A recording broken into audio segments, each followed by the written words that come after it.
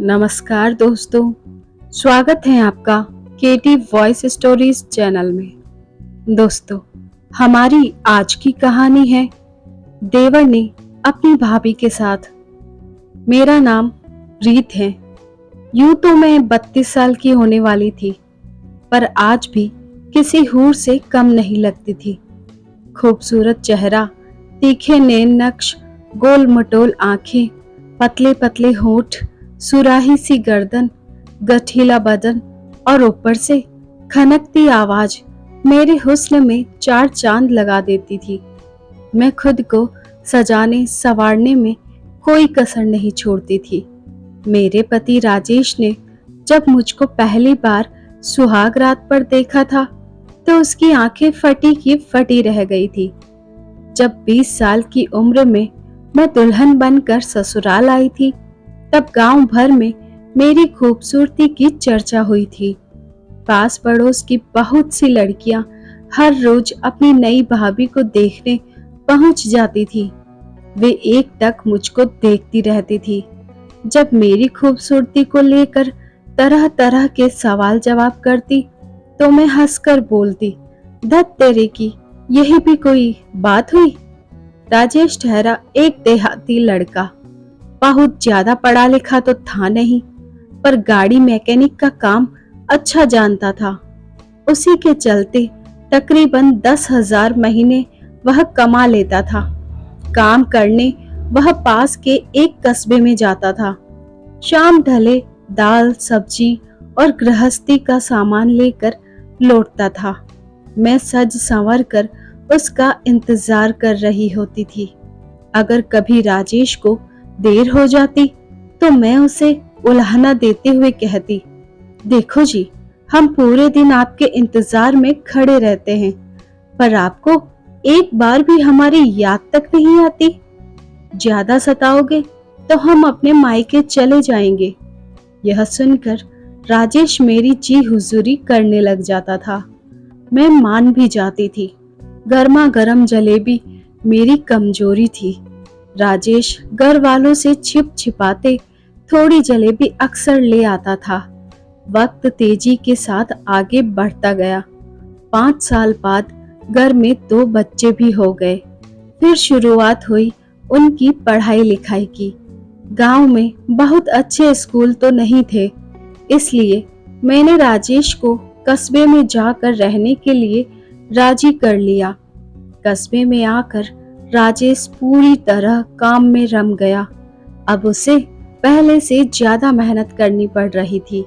किराए का घर, मोल तोल का सामान, बच्चों की फीस, ऊपर से गांव में माँ बाप के लिए भी कुछ ना कुछ भेजने की चिंता हमेशा राजेश को खाए रहती थी। वह ओवर टाइम भी करने लगा था। जिंदगी की भाग दौड़ में राजेश कमजोर होने लगा था। अब उसमें पहले जैसा जोश व ताजगी नहीं बची थी। वह खा पी कर रात में जल्दी सो जाता था। उसके पास मेरी तारीफ करने के लिए ना तो शब्द बचे थे और ना ही समय बचा था। उन्हीं दिनों राजेश का दूर का रिश्ते का एक भाई संदीप काम की तलाश में उसके पास आया। वह एक कंपनी में नौकरी करने लगा। मेरे पास वाला ही कमरा किराए पर ले लिया था। संदीप की ड्यूटी ज्यादातर रात में ही होती थी। वह आधे दिन आराम करता और बाकी दिन में अपने छोटे मोटे काम निपटा लेता। मुझसे उसकी पटरी खूब बैठती थी। खाली समय में हम दोनों खूब हंसी मजाक करते थे। संदीप मेरी तारीफ के पुल बांधता तो मैं मुंह में आंचल भरकर हंस देती थी। संदीप मेरी मस्त हंसी में कहीं खो जाता था। संदीप की अभी शादी नहीं हुई थी। वह मेरे चुलबुलेपन, रूप रंग और मदमस्त अदाओं का दीवाना हो चला था। मैं भी उसे छेड़ने का कोई मौका जाने नहीं देती थी। एक दिन मैं संदीप से बोली थी, गांव कब जाओगे? क्यों, आपके लिए कुछ लाना है? हाँ, लाना तो है, एक देवरानी। संदीप इस पर कुछ जेब सा गया था। इधर बच्चों के स्कूल में छुट्टियां हो गई थी। मेरा भाई सोहन शहर घूमने आया था। वापस जाते समय वह अपने साथ दोनों बच्चों को भी ले गया।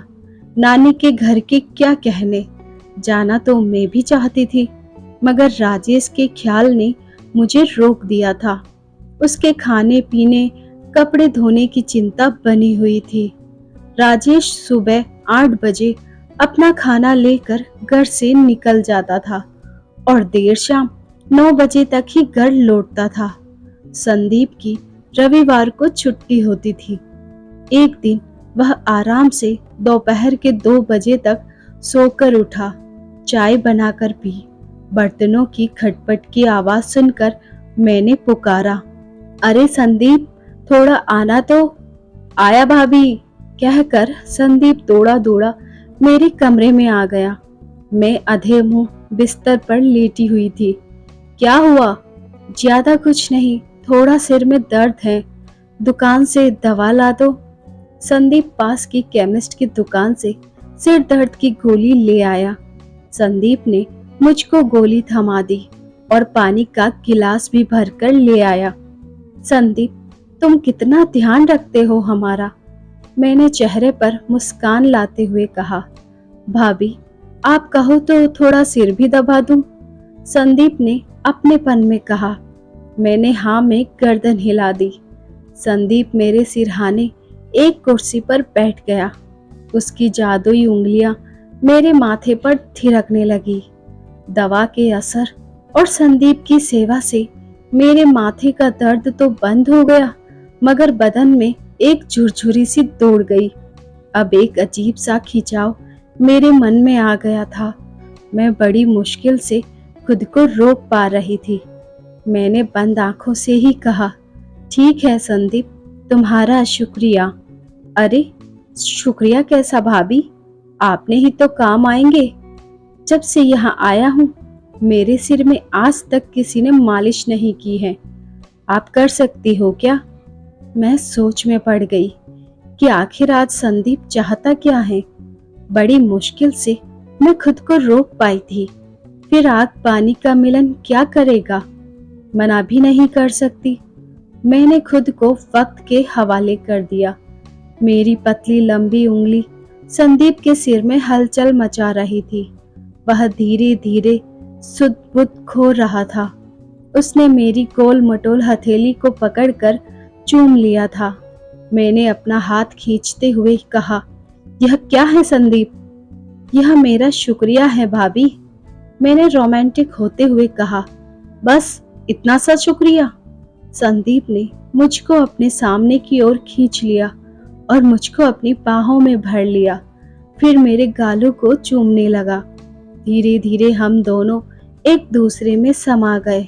फिर हम दोनों एक दूसरे से अलग हुए और एक दूसरे को देखकर मुस्कुराते हुए बैठ गए। आज मैं बहुत खुश थी। संदीप वापस अपने कमरे में चला गया। अब तो यह सिलसिला रोज चलने लगा। राजेश सुबह काम पर चला जाता था, फिर हम दोनों एक दूसरे के साथ खूब मजे करते। संदीप का प्यार पाकर मैं भी अब संतुष्ट थी। 1 साल बाद संदीप के घर वालों ने उसकी शादी करा दी और वह शहर छोड़कर चला गया। उसकी याद में कुछ दिनों तक मैं बहुत रोई थी। धीरे धीरे मैं भी संदीप को भुलाकर एक नई शुरुआत करने लगी। धन्यवाद। तो दोस्तों, यह कहानी यहीं पर खत्म होती है। अगर आपको यह कहानी अच्छी लगी हो तो वीडियो को लाइक करें, शेयर करें और हमारे चैनल को सब्सक्राइब करें। बेल आइकन प्रेस करना ना भूलें ताकि न्यू स्टोरीज का नोटिफिकेशन सबसे पहले आपको मिल सके, ताकि आप कोई भी स्टोरी मिस ना करें। Thanks for watching.